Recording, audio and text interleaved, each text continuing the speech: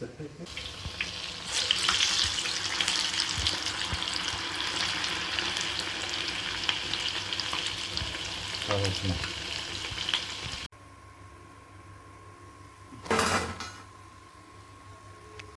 Dina. He's పక్కన edit ready.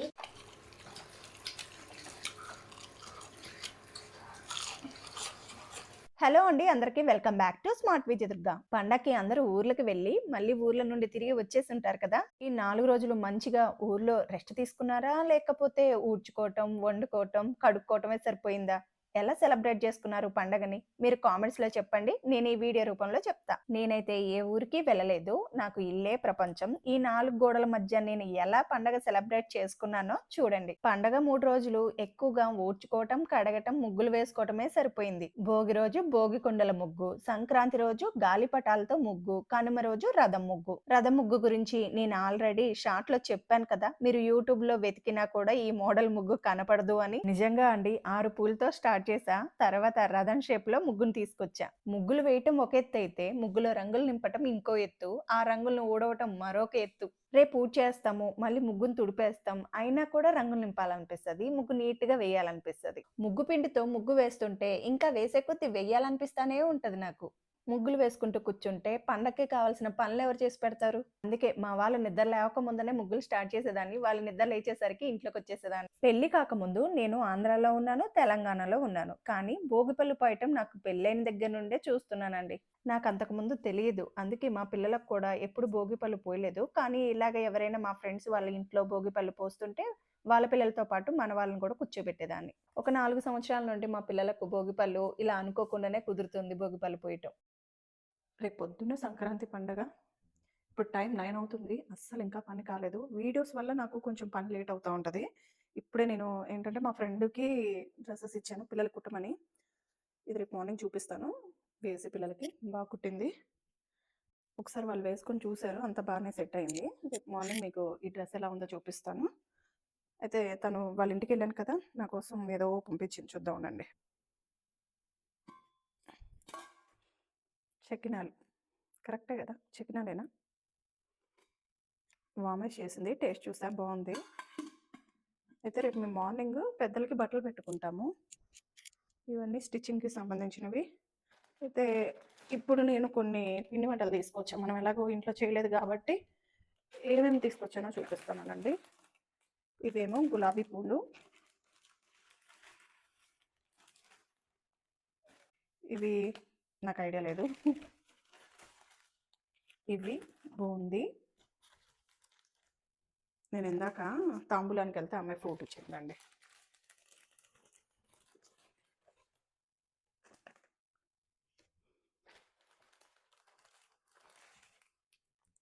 ఇవి బొబ్బట్లు.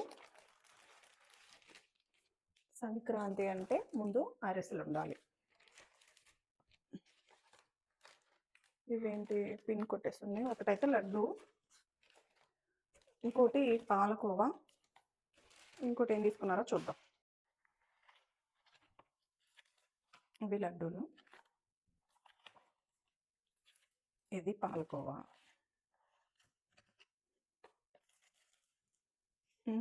Dry fruits laddu, Annamayya laddu అని కూడా అంటారు, నాకు పెద్దగా ఐడియా లేదు, తింటాం వరకే, పేర్లు గుర్తుండవు. ఇంకా ఎంత పని ఉందో ఒకసారి చూద్దురుండండి. గారెలకి పప్పు నానబెట్టా పొద్దునగా, ఎందుకు తెలుసా, తొందరగా రుబ్బేద్దామని. కొంచెం వీడియోల వల్ల పని లేట్ అయిపోయింది. అంట్లు బౌలించాలి, అన్నం వండాలి, ఈ అంట్లు మధ్యాహ్నం ఇవి కడగాలి. వీడియోల వల్ల నాకు పని ఎంత లేట్ అయిపోతుందంటే చాలా లేట్ అవుతుంది. ఇప్పుడు 9 అయింది. బయట ఇంకో పని ఉంది, బయట వర్షం వచ్చింది. మళ్ళీ రేపు పొద్దున అంటే మంచిగా కలర్స్ వేసి ముగ్గు వేసాం కదా, ఒక్క నిమిషం. వర్షం పడి ముగ్గు అంతా పోయింది. ఇప్పుడు మార్నింగ్ మళ్ళీ ముగ్గు పని పెట్టుకోవాలి. కలర్స్ వేయిపోయినా కనీసం ముగ్గు మంచిగా వేసుకోవాలి. బట్టలు తడుస్తాయని ఇలా వాకిట్లో పెట్టా. ఇదేంటంటే ఇప్పుడు నైట్ డిన్నర్, పొద్దున మార్నింగ్ పప్పు చేశాను. ఈ పప్పులోకి బజ్జీలు తెచ్చుకున్నా, ఇవి బజ్జీలు. ముందు ఇవన్నీ నీట్గా ఒక పక్కన పెట్టేసేయాలి అన్నీ. ఇంకా ఆల్మోస్ట్ అన్ని పనులు అయిపోయినాయి. దేవుడి సామాన్ కూడా తోమేశాను. ఇంకా ఇగో ఇక్కడ అన్నం ఉడుకుతుంది. అన్నం ఉడికిన తర్వాత పిల్లలకి ముందు అన్నం పెట్టేసేయాలి. బాక్స్‌ని ఇలా కూడా వాడతారా అనుకుంటారేమో.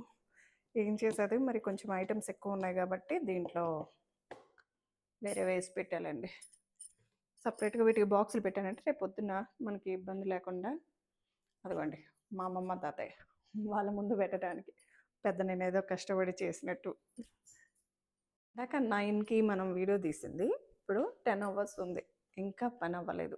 అంటే కొంచెం అన్నం తొందరగా వెలిగించుంటే అయిపోయేది. జస్ట్ అయిపోవచ్చింది. పూజ సామాను ఇలాగా రెడీ చేసుకున్నామంటే రేపు పొద్దునకి వెంటనే పూజ చేసుకోవడానికి సామానంతా ఆరిపోయి ఉంటది కాబట్టి మనం ఈజీగా పూజ చేసుకోవచ్చు. ఇప్పుడు ఇదంతా ఎందుకు చెప్తున్నా అంటే రోజు 8:30 కల్లా మేము ఆల్మోస్ట్ అన్నీ అయిపోతాయి. డిన్నర్ అంతా అయిపోతది. కానీ ఈరోజు రేపు మార్నింగ్ తొందరగా లెగవాలి. పండగ కాబట్టి తొందరగా చేసేసుకుందాం పనులన్న రోజే మనకి లేట్ అయిపోతాయి. అసలు ఇప్పుడు 10 అవుతున్నా కూడా పని అవ్వలేదు. ఎప్పుడు మనం తొందరగా చేసి పడుకుందాం అనే టయానే లేట్ అయిపోతది. ఇప్పుడు ఇంకా గారెపిండి కూడా రుబ్బేసి ఇది కడిగి పెట్టేసా. కొంచెం మనం బద్ధకించినా మళ్ళీ రేపు పొద్దునకి పని ఎక్కువైపోతది. అంట్లు కడిగేసాను. ఇందాక అంట్లు నేను చెప్పాను కదా! అంట్లు కడిగేసి పప్పు రుబ్బేసి ఇది ఫ్రిడ్జ్‌లో పెట్టాలి. మళ్ళీ అలాగే మర్చిపోతాను. అదే ఇందాక బజ్జీ తీసుకొచ్చానని చెప్పాను కదా! అవి. ఇందాక ఈ స్వీట్స్ ఇవన్నీ వేటి వాటికి బాక్సుల్లో పెట్టేశాను. హాట్ బాక్స్ ఇలా వాడతారు. రేపు మార్నింగ్ వీడియోలో కలుద్దాం. అంతలోకి మా పిల్లలు ఫుడ్ తినకుండా ఇవి తినేస్తున్నారు. ఇంక మళ్ళీ అన్నం తినరు. పద. ఇది ఇంక సంక్రాంతి రోజు మార్నింగ్ తీసిన వీడియో అండి. నేను ఫ్రెష్ అప్ అయి వచ్చిన తర్వాత ఈరోజు పూజతో పాటు వంట పని కూడా అయిపోవాలని పొంగల్ గిన్నె కడిగి పెట్టేసా. బియ్యం గిన్నెలో బియ్యం పోసి పెట్టేశాను. పల్లి పచ్చడి చేద్దామని పల్లి వేపుతున్నాను. పప్పు చారు చేద్దామని పప్పు ఉడకబెడుతున్నా. ఇంకా అలాగే పచ్చళ్ళలోకి, పప్పుచారులోకి చింతపండు నానపెట్టేశాను ఒకేసారి. ఇంకిప్పుడే వంట పని కూడా అయిపోయింది. పప్పుచారు, పల్లి పచ్చడి చేశాను. ఈ 2 కలుపుకొని తింటే బావుంటది. కాంబినేషన్ ఎప్పుడైనా ట్రై చేసి చూడండి. ఇంకా వేపుడు కూడా ఏం చేయలేదు. ఎందుకంటే గారెలున్నాయిలే అనేసి. దేవునికి, పెద్దలకు పెట్టటానికి గారెలు చప్పట గారెలు చేశాను. అంటే ఉల్లిపాయలు లేకుండా 4 గారెలు వేసి పెట్టేశాను ముందుగానే. ఇంకొకేసారి మాకు కూడా ఒక 4 గారెలు వేసేసుకొని పూజ స్టార్ట్ చేద్దాంలే అని ఒకేసారి మాకు కూడా లంచ్‌లోకి గారెలుంటాయనేసి ఒక 4 వేస్తున్నా. పైకి పిల్లి మెల్లగా వెళ్తుంది చూసారా? అందుకే అంటారనుకుంటా ఏంటి పిల్లిలాగా నడుస్తున్నావు అని. పూజ అయితే చేసేసానండి. చేసినవి, కొనుక్కొచ్చినవి కూడా దేవునికి నైవేద్యంగా పెట్టాను. మీ ఇంట్లో మీకు మీ వారు హెల్ప్ చేస్తారా? మాకైతే ఏ హెల్పు చేయరు. ఏదైనా చెప్పినా కూడా 10 క్వెషన్స్ వేస్తాడు. అందుకే ఆయనకి ఏ పని చెప్పను. ఇంక పూజ అయిపోయిన తర్వాత మేము పెద్దలకి బట్టలు పెడతామండి. కొంతమందయితే దసరాకి, దీపావళికి ఇలా పెద్దలకి బట్టలు పెడతారు కదా!